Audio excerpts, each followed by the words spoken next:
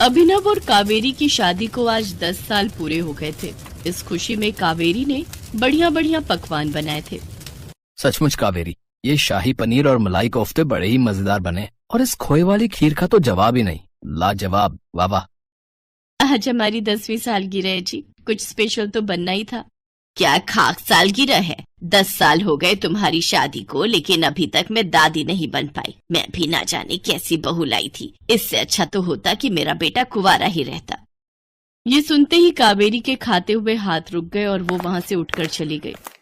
माँ, आपको क्या जरूरत है हर बात पे उसको ये ताने देने की?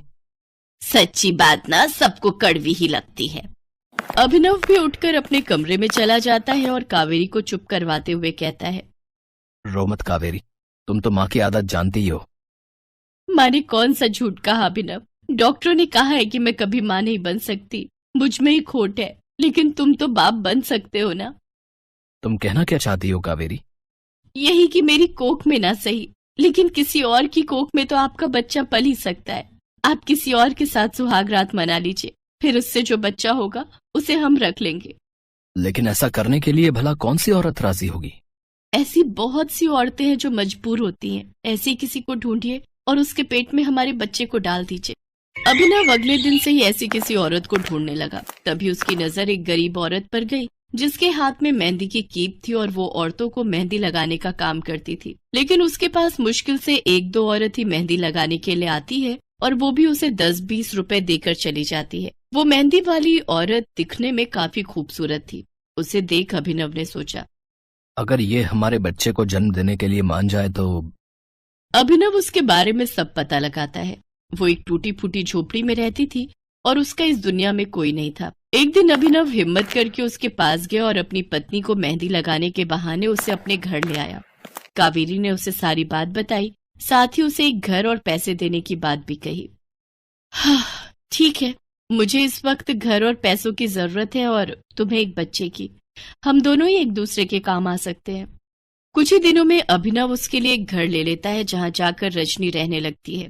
कावेरी ने खुद सारे कमरे को बड़े अच्छे से सजाया था। अभिनव कमरे के अंदर गया और कुछ ही देर में लाइट बंद हो गई। उधर कावेरी बाहर खड़े होकर फूट फूट कर रोने लगी। कुछ दिनों बाद रजनी गर्भवती हुई। रजनी, ये सब तुम्हारे लिए है, बस अब अच्छे से ये सब खाओ और हमारे बच्चे का ध्यान रखो। ऐसे ही दिन बीतने लगे और देखते ही देखते 5 महीने बीत गए। रजनी का पेट अब फूलने लगा और उसे चलने फिरने में परेशानी होने लगी। बढ़ते वक्त के साथ अब रजनी को अपने बच्चे से भावनात्मक जुड़ाव महसूस होने लगा। ऐसे ही 9 महीने बीत गए और रजनी ने हॉस्पिटल में एक लड़के को जन्म दिया। कावेरी उसे उठाकर घर ले आती है, लेकिन वो बच्चा रोता ही रहता है। मेरा बच्चा, मेरा सोना, चुप हो जा, चुप हो जा। तो इतना क्यों रो रहा है? ऐसा करती हूँ इसे हॉस्पिटल लेकर जाती हूँ। देखिए, इस बच्चे को एक खास किस्म की बीमारी है और इसे ठीक करने के लिए इसे अपनी माँ के प्यार की बहुत जरूरत है। हाँ, मैं ही हूँ इसकी माँ और मैं इसे बहुत प्यार करूंगी। नहीं, मेरा मतलब है इसकी असली माँ, जिसने इसे अपने पेट में पाला है। ये लो रजनी, इसे तुम तब तक रखो जब तक ये ठीक नहीं हो जाता, लेकिन उसके बाद मैं इसे ले जाऊंगी। ये मत सोच लेना कि ये बच्चा तुम्हारा है। बच्चे को गोद में लेते ही रजनी की ममता जाग गई और कुछ दिन बाद उसे लेकर घर आ गई। आज वो तुझे लेने आ जाएंगे। नहीं नहीं, मैं तुझे बांट नहीं सकती, तू सिर्फ मेरा बच्चा है। चल बेटा, अब हम कहीं दूर चले जाएंगे। लेकिन तभी वहाँ अभिनव और कावेरी आ जाते हैं। अच्छा, तो तुम मेरे बच्चे को लेकर भाग रही थी? भगवान के लिए इसे मुझे दे दीजिए, ये मेरा बच्चा है। नहीं, ये मेरा और कावेरी का बच्चा है और तुमने हमारे साथ विश्वासघात किया है, इसलिए मैं इस बच्चे के साथ साथ ये घर भी तुमसे वापस ले रहा हूँ। सुनिए जी, हम इस शहर से कहीं दूर चले जाते हैं। अब उसकी कॉलेज जाने की उम्र हो गई और उसने जिद करके शहर के कॉलेज में पढ़ाई करने का फैसला किया। वंश उस घर में रहने लगा। एक रोज एक औरत उसके घर के दरवाजे पर आई। वो औरत और कोई नहीं बल्कि रजनी थी। मुझे काम चाहिए मालिक, कुछ काम दे दीजिए। वंश ने उसे काम पर रख लिया। ए बुढ़िया, तुझसे कोई भी काम ढंग से नहीं होता ना, ये ले और मार खा। रजनी चुपचाप उसकी मार सहती रहती, क्योंकि इतने दिनों बाद वो अपने बेटे के साथ जो रह रही थी। ऐसे ही दिन बीते और एक दिन वंश की तबीयत बिगड़ गई, इसलिए कावेरी और अभिनव को भी शहर आना पड़ा। देखिए, इसको फिर से वही बीमारी हुई है, इसलिए इसे ठीक करने के लिए इसे माँ के प्यार की जरूरत है। लेकिन अब रजनी हमें कहाँ मिलेगी? तभी रजनी वहां आ जाती है। मैं यही हूँ। इतने दिनों से मैं वंश के साथ उसके घर पर ही रह रही थी, उसकी नौकरानी बनकर।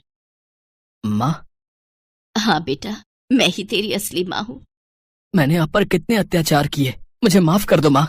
देखिए कावेरी जी, यही कुदरत का नियम है। माँ और बच्चे को आप कभी अलग नहीं रख सकते। इसके बाद कावेरी और अभिनव वंश को सब सच बता देते हैं। वंश शहर में ही अपनी असली माँ यानी कि रजनी के साथ रहने लगता है।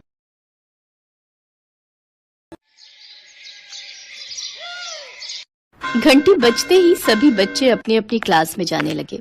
तभी स्नेहा नाम की एक स्टूडेंट ने वर्षा नाम की स्टूडेंट का रास्ता रोक दिया और क्लास का दरवाजा बंद करने लगी। स्नेहा, मुझे अंदर आने दो। मेरे हाथ में बहुत सारे रजिस्टर हैं।